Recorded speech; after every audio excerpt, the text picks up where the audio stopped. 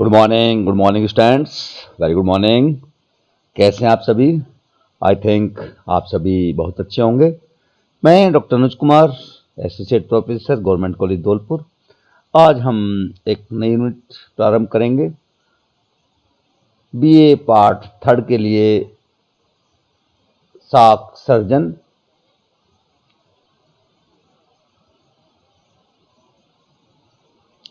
इसमें साख सर्जन किसे कहते हैं, साख सर्जन किस प्रकार बैंक करता है और साख सर्जन की सीमाएं क्या हैं, प्रभावित करने वाले तत्व क्या हैं। तो लेट्स स्टार्ट स्टूडेंट्स। साख का अर्थ, credit creation. What is the meaning of credit creation? भविष्य में भुगतान के आधार पर वर्तमान में मुद्रा अथवा मूल्यमान वस्तुएं अथवा सेवाएं प्राप्त करने की शक्ति को साख कहलाती है। कि शायद सामान्य भाषा में हम देखें कि हम भविष्य में भाई इसका भुगतान कर देंगे, आप हमें कोई वस्तुएं, मुद्रा या सेवाएं प्रदान अब कर दें, भविष्य में उसका भुगतान कर देंगे, उसे हम साख कहते हैं। साख से हमारा अभिप्राय किसी भी व्यक्ति की उस शक्ति से या सामर्थ्य से होता है जिससे वह अन्य व्यक्तियों को भविष्य में भुगतान की प्रतिज्ञा पर आर्थिक वस्तुएं देने को प्रेरित करता है। इस प्रकार साख ऋणी के उधार लेने के गुण एवं शक्ति को व्यक्त करती है। इसमें किसी व्यक्ति का वह सामर्थ्य शक्ति होती है कि वह किसी अन्य व्यक्ति से भविष्य में भुगतान के प्रतिज्ञा के आधार पर वस्तुएं व सेवाएं प्राप्त करें या नगद मुद्रा प्राप्त करें। इस उधार लेने के गुण को हम या शक्ति को हम साख कहते हैं। अतः ये कह सकते हैं कि साख ऋणी की उस शक्ति अथवा गुण को प्रदर्शित करती है जिसके आधार पर वह वर्तमान में मुद्रा, वस्तुएं व सेवाओं का प्रयोग भविष्य में भुगतान की प्रतिज्ञा पर प्राप्त करता है। कि भाई हम भविष्य में आपको भुगतान कर देंगे, फिलहाल हमें आप मुद्रा उधार दे दीजिए या वस्तुएं दे दीजिए या सेवाएं दे दीजिए। उस शक्ति को, ऋणी की उस शक्ति को हम साख कहते हैं। साख सर्जन का अर्थ, साख सर्जन किसे कैसे किया जाता है? बैंकों द्वारा साख सर्जन का अर्थ बैंकों की उस शक्ति या क्षमता से है जिसके द्वारा वे अपने ऋणों या निवेशों की प्रक्रिया नोट निर्गमन से साख की मात्रा बढ़ा सकते हैं। अर्थात किस प्रकार से नई जमाओं के आधार पर, अपनी मांग जमाओं के आधार पर या अपनी कुल जमाओं के आधार पर जो ऋण देने की क्षमता होती है, निवेश की प्रक्रिया नोट निर्गमन करते हैं बैंक, उसे हम साख सर्जन कहते हैं। साख सर्जन मुख्यतः दो बातों पर निर्भर करता है। पहला तो ये है कि बैंकों में प्रारंभ में कितनी राशि जमा रूप में प्राप्त होती है, अर्थात बैंकों में कितना डिपॉजिट होता है। दूसरा, बैंकों का नकद रिजर्व अनुपात क्या है, जिसमें SLR, CRR ये कितना है, इस पर डिपेंड करता है कि कितना साख सर्जन करेंगे। माना हम ये मान लें कि नकद जमा N है और रिजर्व अनुपात X है, तो जमा सर्जन या साख सर्जन कैसा होगा? N/X होगा।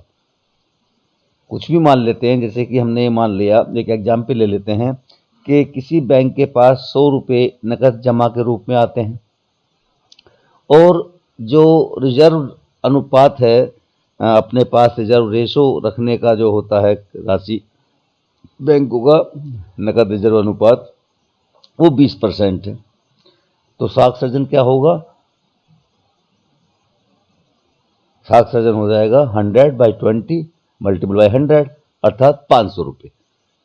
अर्थात यदि जो आपका रिजर्व अनुपात, नगद रिजर्व अनुपात 20% है, तो कोई भी बैंक अपनी राशि का 5 गुना, जो नकद जमा है 5 गुना उसका क्रेडिट क्रिएशन, साख सर्जन कर सकते हैं। जैसे कि एग्जाम्पल में दे रखा है, 100 रुपये नकद जमा के रूप में प्राप्त हुए बैंक को और 20 रुपये 20% जो है वो आपका रिजर्व अनुपात है, तो साख सर्जन जो है वो 500 रुपये का होगा। साख सर्जन की मान्यताओं की बात में देखें हम, सैमुअल्सन व नॉर्डहाउस ने बताया है कि व्यापारिक बैंकों द्वारा किए जाने वाले साख सर्जन में 2 मान्यता ली जाती हैं। पहली मान्यता क्या है कि मुद्रा बैंक से बाहर एक हाथ से दूसरे हाथ में न चली जाए। अर्थात यदि मुद्रा का हस्तांतरण बाहर ही एक हाथ से दूसरे हाथ में हो जाएगा तो साख सर्जन नहीं कर पाएंगे बैंक।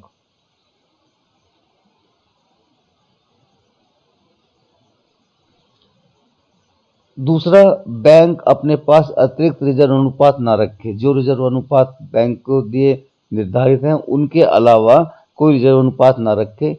तो ये दो मान्यताएं हैं जो साख सर्जन को प्रभावित करती हैं।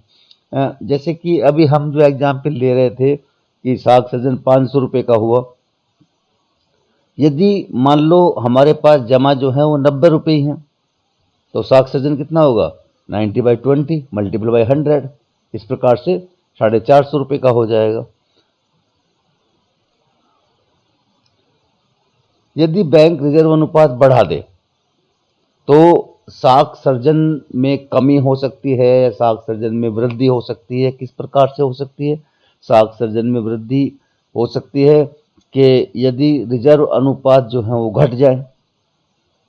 रिजर्व अनुपात 20% जो दिए हुए थे प्रारंभिक एग्जाम्पल में, यदि 20% से घटकर 18% या 15% हो जाएगा तो साख सर्जन की मात्रा बढ़ जाएगी। और यदि रिजर्व अनुपात बढ़ जाएंगे तो साख सर्जन की मात्रा कम हो जाएगी। जैसे कि अभी हमने पूर्व एग्जाम्पल में जो लिए थे वो रिजर्व अनुपात 20% लिए थे। अब यदि हम ये जो जहाँ कर्सर है देख सकते हैं कि रिजर्व अनुपात बढ़ाकर 25% हो गए, और 25% से क्या होगा, 100/25 मल्टीपल बाई 100, इस प्रकार से 400 रुपये का साख सर्जन होगा, जबकि 20% पे कितने था, 500 रुपये का साख सर्जन था। अर्थ बैंक द्वारा रिजर्व अनुपात बढ़ने पर साख सर्जन कम होता है और रिजर्व अनुपात घटने पर साख सर्जन अधिक होता है। यही कह सकते हैं कि साख सर्जन जो क्रेडिट क्रिएशन है और जो रिजर्व अनुपात है उन दोनों में विपरीत संबंध होता है। रिजर्व अनुपात के बढ़ने पर साख सर्जन कम हो जाता है और रिजर्व अनुपात के घटने पर साख सर्जन बढ़ता है। अब बैंक द्वारा साख सर्जन किस प्रकार से होता है ये हम देखते हैं। एक अधिकारी बैंक द्वारा साख सर्जन, अब हमने मान लिया, एक एग्जाम्पल ले लिया कि एक ऐसा बैंक है जिसकी बहुत सारी शाखाएं विभिन्न भागों में फैली हुई हैं। उसकी प्रारंभिक स्थिति की तालिका जो नीचे दी गई है स्पष्ट है। वो हम ये मान लो कि देनदारियों में हम देखते हैं शेयर पूंजी 100 रुपये है और जमाएं जो हैं 1000 रुपये हैं। इस प्रकार देनदारियां 1100 हो गई। इसी प्रकार लेनदारियां जो निकट रिजर्व है वो 200 रुपये है और जो कर्ज है वो 900 रुपये है, ये भी 1100 रुपये के बराबर है। तो रिजर्व अनुपात इसमें निकालने के लिए क्या करेंगे हम, जो रिजर्व 200/1000 गुणा 100 तो 20%, ये आ गया हमारा नकद रिजर्व अनुपात जिसे बैंक अपने पास रखेगा। 200 जमाएं कितनी है, 1000 मल्टीपल बाई 100, 20%। माना कोई व्यक्ति इस बैंक में 100 रुपये जमा करवाता है तो स्थिति बदलकर कैसी हो जाएगी, स्थिति बदलकर इस प्रकार से हो जाएगी। शेयर पूंजी 100 हो गई, जमाएं 1100 रुपये हो गई। ये स्थिति से हमारी सेकंड स्थिति है। तो देनदारियां 1200 रुपये होगी। इस तरह लेनदारियां बराबर होंगी देनदारियों के। निकट रिजर्व 300 रुपये हो जाएगा यहाँ पर बढ़कर, और कर्ज 900 हो जाएगा, ये भी 1200 हो जाएगा। तो यहाँ पर जो रिजर्व अनुपात है वो क्या होगा, ये 300 रुपये नकद रिजर्व बटे जमा 300/1100 मल्टीपल बाई 100, इस प्रकार ये होगा 27.27%। अब हम यहाँ देख सकते हैं कि यहाँ बैंक का रिजर्व अनुपात 20% से बढ़कर 27.27% हो गया है। ऐसी स्थिति में बैंक अधिक कर्ज देना चाहेगा, ठीक है, लेकिन क्योंकि रिजर्व अनुपात यहाँ पर बढ़ गया है, कर्ज जो है वो बढ़ेगा नहीं। यहाँ पर रिजर्व अनुपात 20 के होने पर 1100 रुपये जमा के लिए रिजर्व अनुपात 1100 20/100 तो ये 220 रुपये हो जाएगा, रखेगा। तो क्या होगा, 220 रुपये रिजर्व अनुपात में रखेगा। 300 रुपये कुल थे, 300 - 220 बराबर 80। 80 रुपये को अतिरिक्त नकद राशि के आधार पर कितना, 20% है। रिजर्व अनुपात 20% है तो 5 गुना, अभी हमने ऊपर एग्जाम्पल में देखा था, 80 गुना 5, 400 रुपये का ऋण बैंक यहाँ पर दे देगा। अतः किसी भी फर्म को ब्याज पर 400 रुपये उधार देगा, जिसके बाद उसकी स्थिति बदल कैसी हो जाएगी, वो ऐसी हो जाएगी। अब हमारे पास क्या है, पहले 1100 रुपये थे, 400 रुपये हम इसको उधार दे दिए, लोन दे दिया, तो वो भी जमा बैंक की जमा राशि में हो जाएंगे। तो शेयर पूंजी 100 जमा 1500, नकद रिजर्व 300, और कर्ज कितने का हो गया, कर्ज पहले था हमारा 900 का, इसमें टेबल में देखें हम, ये कर्ज 900 का है, तो 400 का कर्ज यहाँ पर दिया हमने। इस प्रकार से कर्ज हो गया हमारा 1300 रुपये का, अर्थात देनदारियाँ 1600, लेनदारियाँ 1600। अब रिजर्व अनुपात यहाँ पर हमने निकाला तो 300 बटे 1500 जमा गुणा 100, इस प्रकार से ये 20% आ गया।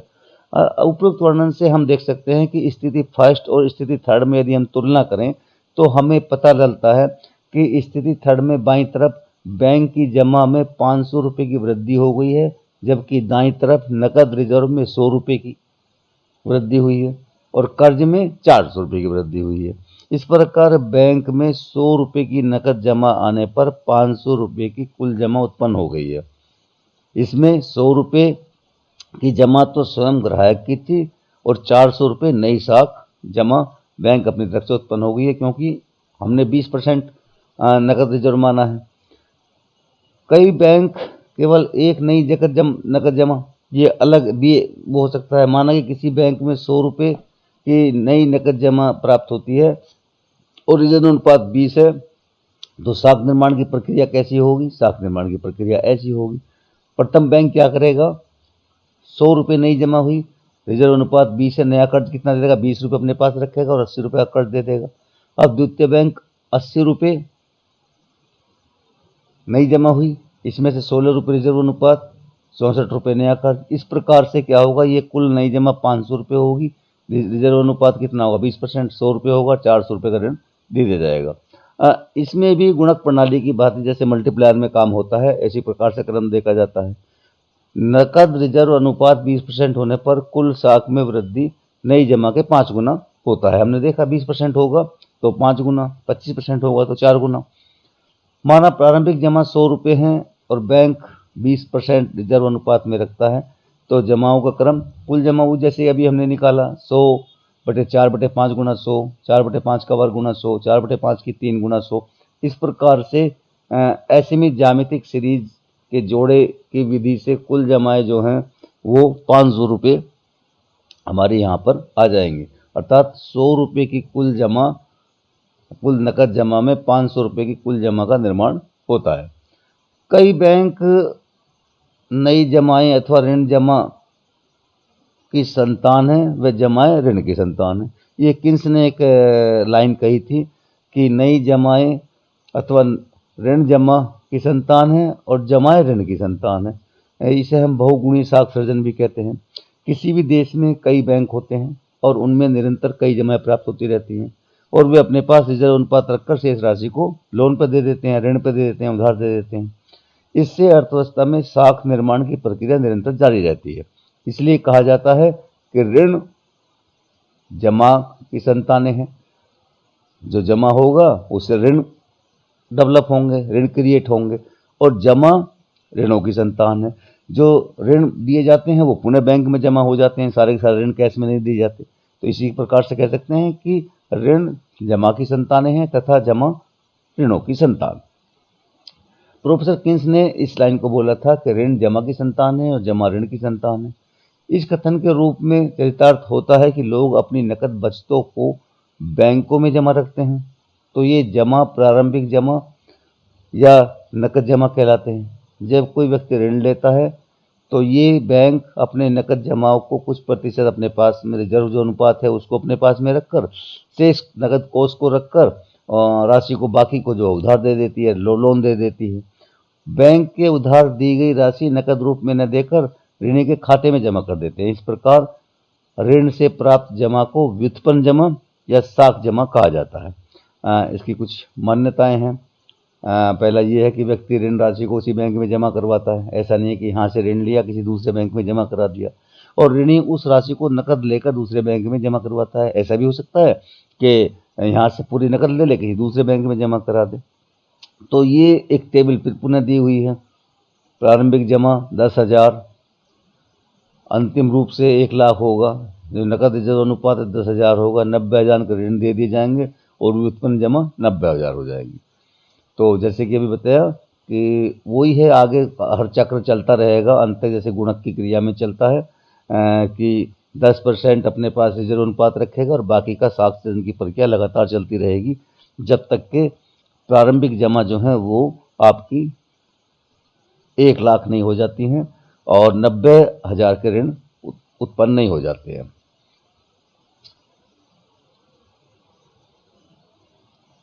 ये अभी जो टेबल दी हुई है, हम कह सकते हैं कि इस प्रकार कई बैंक अनेक व्यक्तियों से नकद जमाएं प्राप्त करते हैं और अनेक व्यक्तियों को उधार दे देते हैं, और इनमें जो ऋण जमा या ऋण बढ़ते जाते हैं, देश के सभी बैंक अपने ग्राहकों से उधार लेने या देने में साख का निर्माण करते हैं। इस प्रवृत्ति को हम गुणित साख निर्माण या बहुगुणित मल्टीपल क्रेडिट क्रिएशन का नाम इसमें देते हैं, जो विभिन्न बैंक मिलकर आपस में करते हैं।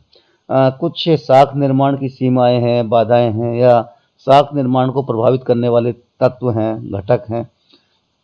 देश में विधिग्राह्य मुद्रा की मात्रा जितनी अधिक होगी, साख सृजन उतना ही अधिक होगा। जनता में बैंकिंग की आदतें, बैंकिंग व्यवस्था कैसी है? यदि बैंकिंग की जो शाखाएं हैं वो बहुत सारी हैं, फैली हुई हैं, बैंकिंग की आदतें हैं जनता में, तो साख सृजन अधिक होगा, नहीं तो कम होगा। कुल जमाओं का नकद कोष में परिवर्तन, नकद कोष की मात्रा कितनी है? यदि कम है तो साख सृजन अधिक होगा, और यदि साख सृजन जो है वो नकद कोष की मात्राएं अधिक हो जाएंगी तो साख सृजन कम हो जाएगा। बैंकिंग सुविधाएं एवं विकास, बैंकिंग सुविधाओं का विकास किस प्रकार से है?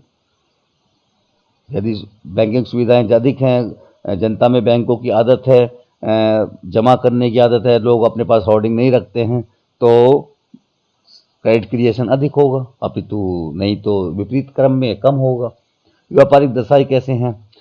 यदि मंदी की स्थिति है या तेजी की स्थिति है, उसके अनुसार साख सृजन निर्धारित होगा।